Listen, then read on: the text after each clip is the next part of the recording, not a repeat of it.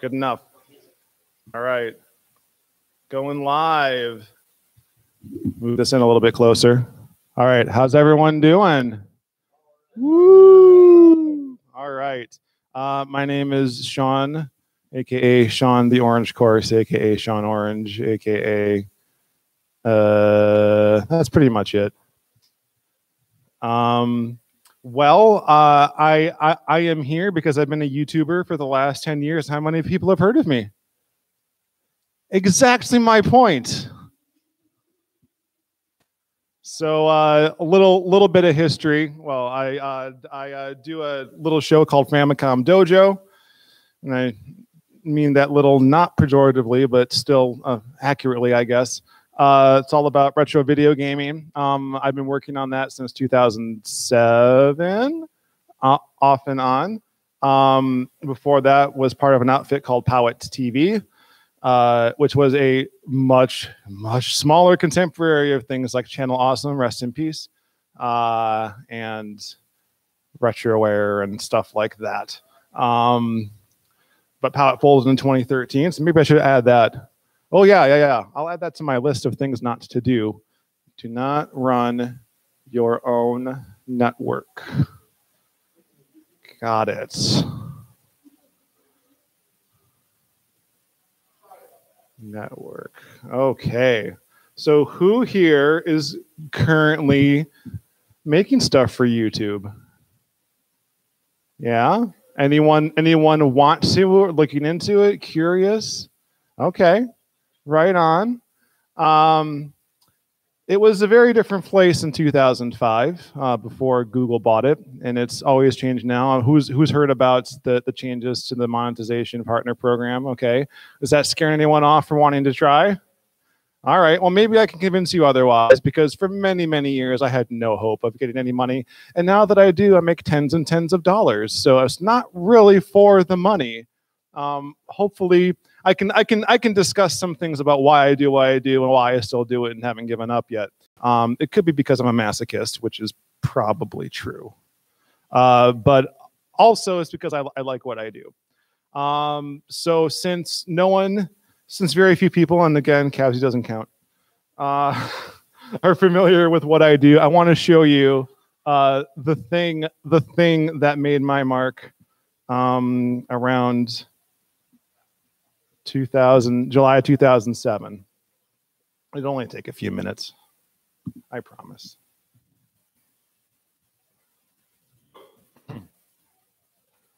Oh, it's already up. Fantastic. It's almost like I was prepared or something. Okay.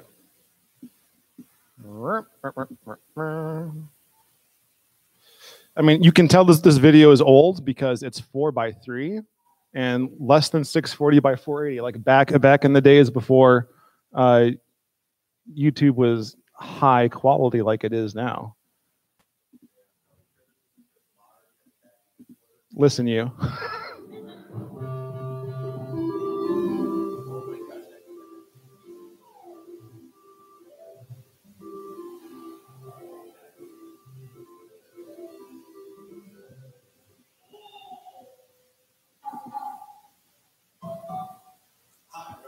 Look at that baby face.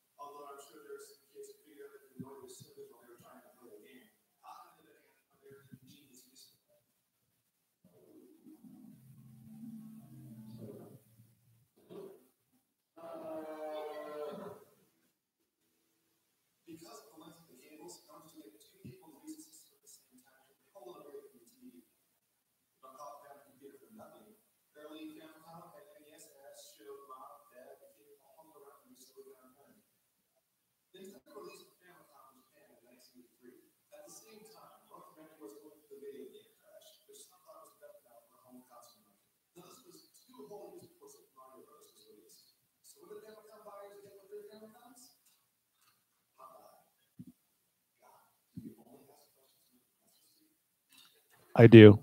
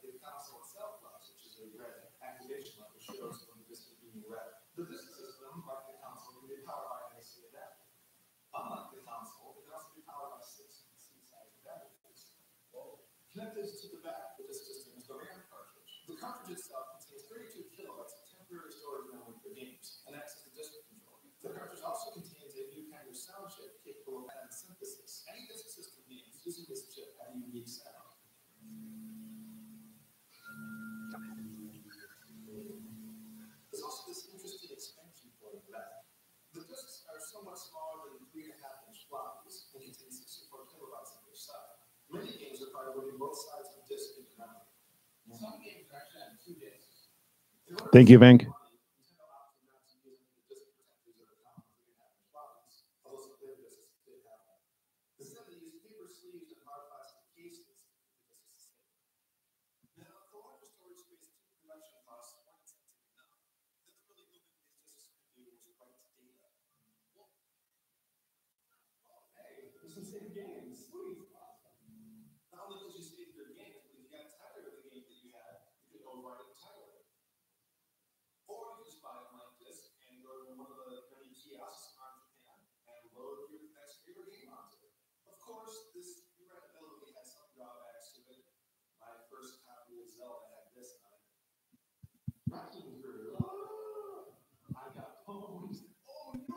You can tell it's an old video when I say pwned.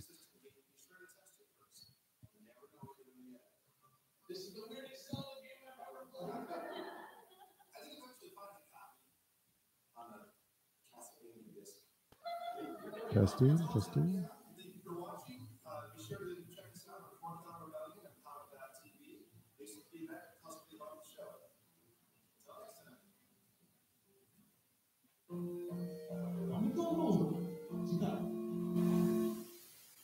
Hey boys. Hey baby, what you doing out here without your slip cover on? Oh, let me make it there. Man, knock it off. You know what pins ain't metal? Mark it off. So is this working? I can't tell. Yeah. All right. We'll stick. If I do this, there we go. I don't know which one controls this microphone. Hello. None of them seem to be working. There's that one. Okay. So the first thing I want to address is that in 2018, you probably shouldn't make jokes about catcalling. I do actually feel bad about this, and we will address it in a future video. I'll just put it that way. But we do actually address the subject matter at hand. As you see, there's a whole bunch of other stuff there. There's the gaming historian.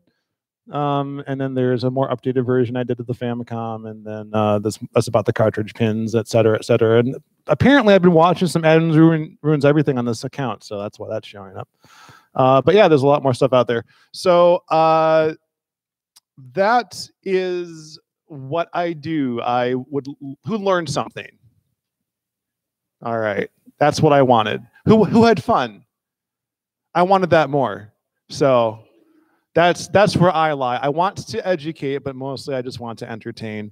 And being in that niche is where I enjoy being. So, for instance, who's heard of the gaming historian? His stuff is very good, but like in contrast, his job is to just inform.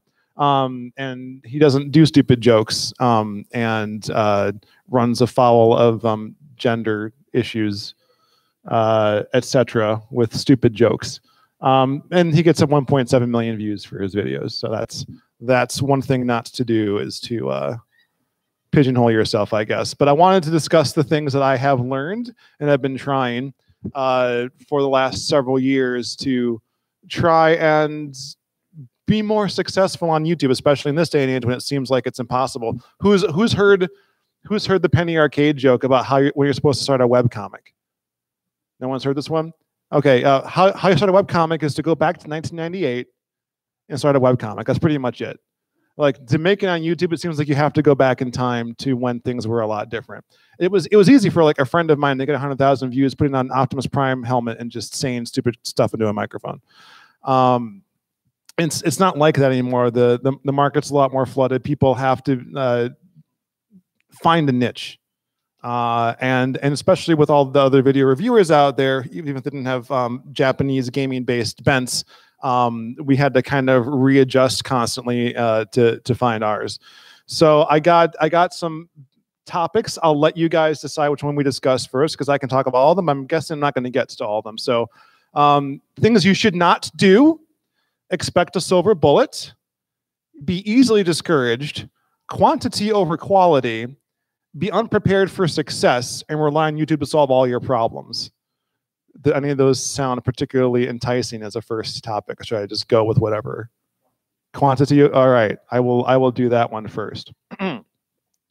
So if you listen to other YouTubers or you watch these videos about how to be successful, the thing you'll probably hear the most is consistency. Having like a consistent release schedule, people know what to expect from you. For instance, prior to March, Vink and I had put out one video in November, and like right before we started the new season of weekly videos, someone came on and said, "Man, what happened to you guys? It's like you disappeared forever, and I'm so glad you're back." It's like, dude, it's just been like 7 months. Yeah, that, you know, for 10 years, I guess that doesn't seem like a very long time, but we've never had a very consistent schedule, and that has to do with, like, you know, Vink lives in Japan, I live in the US, and it's hard to sync up our schedules, do a lot of the scripting, and now we've, you know, since we started this, we both had families, 3 kids apiece, and are pushing our 40s. So things, you know, life finds a way, but we still like doing it, and so that'll go into the be easily discouraged category. But the one of the things that you can really do to hurt yourself is to sacrifice your consistency for what you actually want to do. And in these last few months since March, I've had to kind of put that one to the test. So our in that goal for consistency, what we like to do is try and get a whole bunch of stuff done ahead of time, and then have a steady, constant release schedule. Making a video like that every week ain't gonna happen. That took me probably a month and 2 or 3 rewrites. The story behind that particular video too was I had visited Vink in Japan. The footage where he's talking is just me having a camera, because that's the thing I did in 2006. Just recording us bringing home the Famicom disk system and trying out things for the first time. Actually, this footage was originally part of something called Powa in Japan, where the Powa TV had Zach sort of narrated our clips and put them together because they were kind of disjointed. And that didn't really take, it didn't really work out. And I'm like, well, Vink, we really need to think of something better. My friend Phil Bond, who's heard of Tataka's song? Anyone? Oh goodness, look up Tataka's song. He did a pretty cool series of videos about that a while ago now, and I helped him produce those. But I was like, I want something more like that because it's hitting well. But you know, I like being a goofball and having fun too. And Phil, kind of like the gaming historian, was just very matter of fact. This is what it is, and here it goes. And so I actually tried to work with him first to be like, hey, can we do this together? But it didn't. Our styles really didn't mesh. So are those keywords even any good if they know stuff about your content already? I think that they are. In that you get to define what's the most important out of all these, I don't know, 150 words a minute that I'm speaking. Which ones of those words are the ones that will help people find this the best? So I think it's valuable on that point, but it's not necessarily gonna, you know, just because I say Famicom on this video, I'm not gonna get the #1 hit necessarily. It's how people interact with it. If they stay on the site, if they leave the site, if they brought to the site from an external link, you know, all these things matter more than what you say about your video. What can help is it might suggest other ones. So that's one I did. That's one I did. That's one I did. That's one I did. So and there's another one. A bunch of these 20 things on the side are videos from one of my 2 channels, and so the chance of them hitting at least one of my other videos is really high. If it's on the play next one, that's ideal, because then, you know, they're going to keep watching my stuff. But the other thing that I want to do is if they watch this video next, I really hope that mine comes up after it. And is it going to? Nope. Where am I? Am I even on here? Nope. Nothing. So if you go from a less popular video to a more popular one, probably going to get lost in the shuffle. So you got to find other ways to get noticed, and SEO optimization won't really do it for you. Now, what you can get lucky though, and I'll talk about that in the prepare for success thing.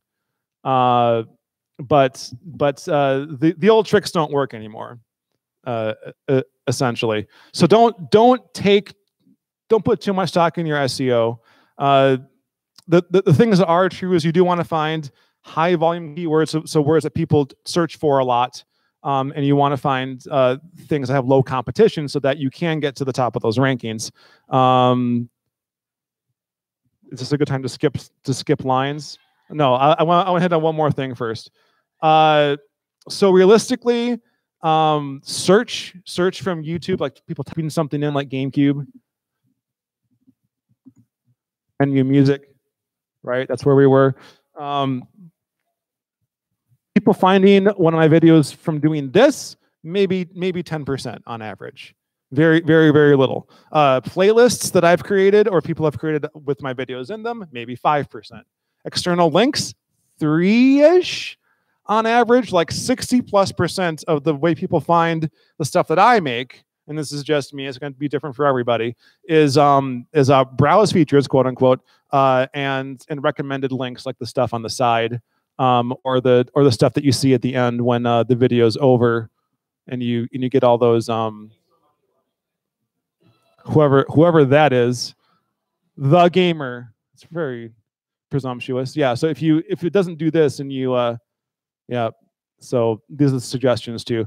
So that's the way people mostly find it, is through those things. So if something changes in the way that YouTube serves up the stuff that I've written, then that could really affect my traffic, and I have no control over it. So optimizing the SEO can only help so much. If I'm only getting 10% right now, I'm not going to get 90 all of a sudden from people doing search. It's just not going to happen that way. It might help with what gets suggested if YouTube sees that they're related, but I can't guarantee that. I'll skip over that part. I was going to discuss trend chasing. One of the recommendations that they say is to just like, see what keywords are popular, make a video about that. That sounds so cynical. I hate that idea. Do what you want to do. If you're just chasing trends, I feel like you're going to die inside. At least I would. So since I was talking about those percentages, I wanted to go over to being unprepared for success. It can be very discouraging, especially if it's like you want, something doesn't hit right away, or it's months or years in between things that were really popular. Like the other Powit TV guys, I don't know why this happened, but they had some really good stuff, like Powit Toys, which is like toy reviews. Keep Playing, which is a contemporary video game review show. Adam has something called Powit Robots, where he'd dress up as a robot from like a movie or a video game. Like who's seen Moon with Sam Rockwell? He dressed up as Gertie. Yeah. Like he made a whole like Gertie robot thing. Like he spent a lot of time on this stuff, and like Powit Robots was great for a while, and then you get like 200 views, 150 views, and it's like, why would you go through that effort if it's not going to happen anymore? So then that's the question. It's like, is it something wrong with what I'm doing? Is it people? It's not just reaching the audience that it needs? Because what I find out is when people find what I'm looking at or find what I'm putting out, and they're able to get a halo effect on all the stuff I put out for the last several years, they love it. But getting the eyes on it is hard. And I don't, I honestly, if I knew how to do it, I wouldn't be running this panel. But it's you got to kind of weather the storm and then be prepared for that success when it does happen. So one of the things that I've been trying to do, and they recommend this, is to make my channel as attractive as possible.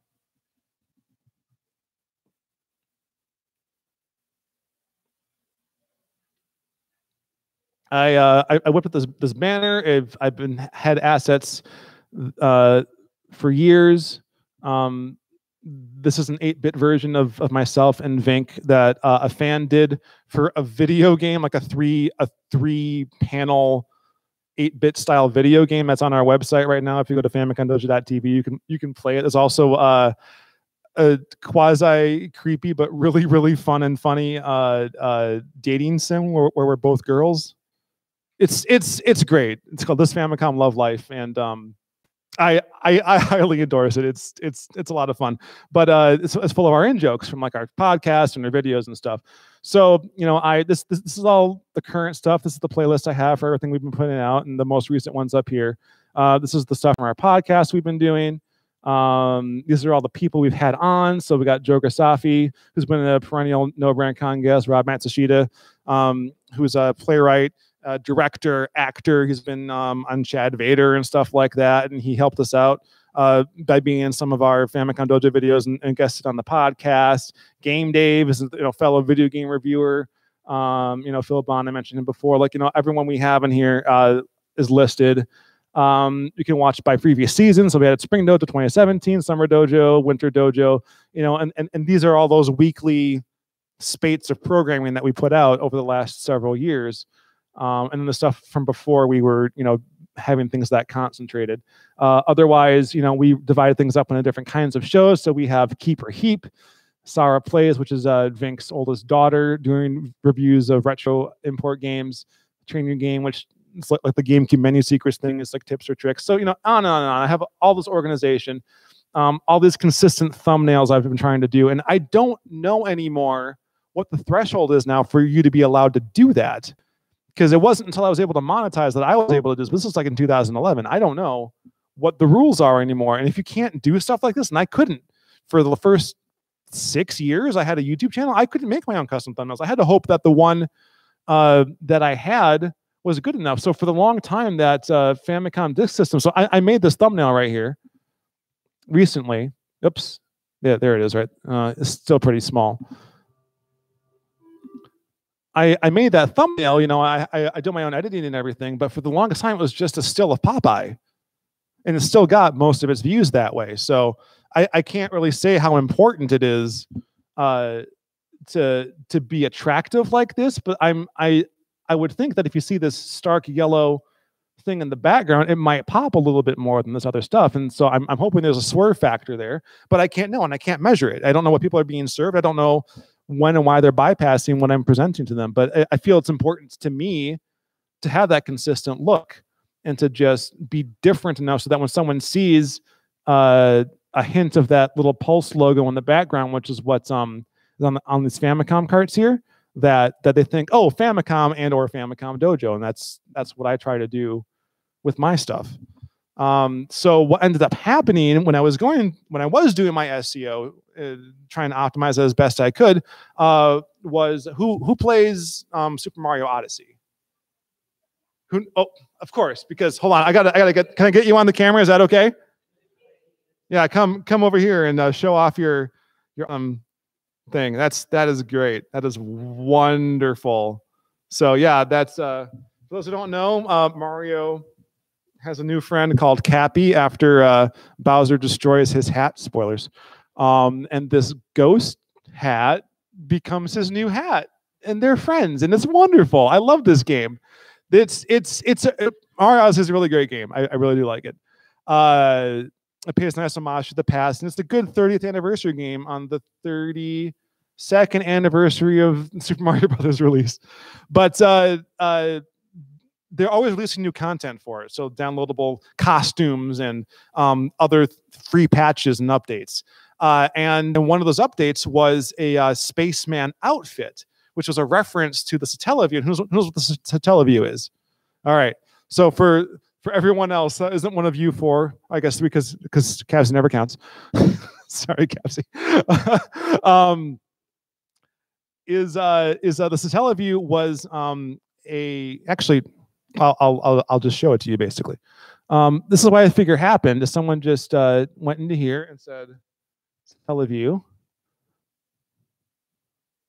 Oh, I wonder if I hosed. Yes, yeah, I might have hosed it. There it is. Okay, so it's the number one result for Satellaview unboxing. I'm going to get this wrong. What Polygon, there we go. Polygon found this video, and in a story they did about Mario Odyssey paying homage to its weird past, linked this. And so what you see here is that's a Super Famicom, the Japanese version of the Super NES, and in this box underneath of it is this add-on, the only add-on ever made, well, released for Super Nintendo, because they did the CD system and it never went anywhere. But this hooked up to a satellite service in Japan, and you could play games over. You could download it, stick it onto these carts, and like I have like the only unboxing video that I know of on YouTube because Vink happens to send me a boxed version, and these are really rare to find because when the service ended, people were allowed to give them back. So there aren't a lot of boxes out there. So someone found this and said, "Hey, this is pretty unique. I'm gonna embed it on my website." And so we got thousands of views in like the course of 24 hours. Just I think this was like at 14,000 before that got linked, and it's been out there for 5 years. Wait, yeah, it's been out there for 5 years before Polygon found it. And so I'm glad it was there, but it's not our best work. It's just me unboxing. I'm not acting. I'm not trying to educate necessarily. I wish I had been more prepared for this success by having my review that I had wanted to do for years and years be out there, because that has a much better chance of making people want to see more of my stuff. And so in the case of point with this one, people watched this video, but they didn't really watch anything else I had to offer, which was really too bad. By comparison, we did one about the Famicom data recorder in 2015, and that one blew up. Like, not only did it blow up, but like it had this halo effect to not, because it was on our new Famicom Dojo channel, and the original stuff was on SeanOrange. This is the Famicom Dojo one. All those old videos from like years and years ago on a different channel all got this uplift, like lots and lots of views, and it was wonderful. And that was an instance where it's like I did the thing I wanted, it hit, all the other stuff that I had done on, I want to say less than 2,000 subscribers that year on the new channel. And now it's almost at that 7,000, in large part to that summer. All of a sudden, YouTube saw value in those videos, and we were prepared for the success that entailed.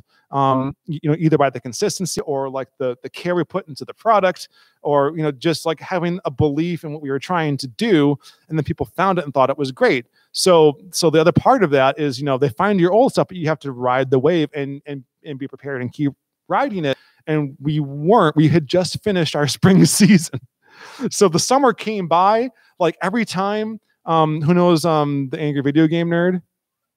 He has this thing called James and Mike Mondays.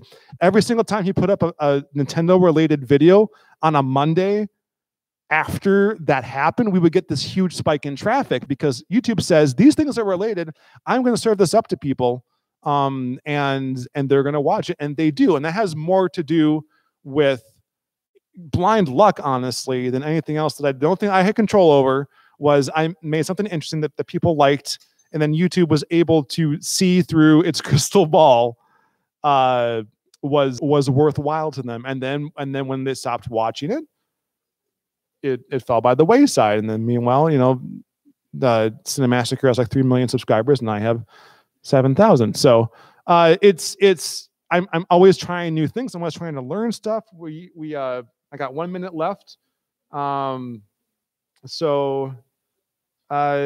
One of the things we're trying to do are live streams, our live podcasts. We have one tonight at 8 o'clock, 8 to 9:30, right at the tail end of the cosplay contest. If you want to check that out, Vink will be on via the interwebs from Japan. And we'll discuss Sega news. And if you guys like that, please come and listen. And if you want to watch our videos after you leave No BrandCon, I recommend you subscribe to Famicom Dojo. And thanks for coming today. I also have T-shirts if you like this stuff, and DVDs if you like that first video after the podcast tonight. So great. Thanks again. Any quick questions before we all skedaddle? Did this help anybody? It's the first time I've done a panel like this in particular, and I wasn't really sure what I was going to say. So, all right. Well, that's good to know. So I guess thank you everyone again.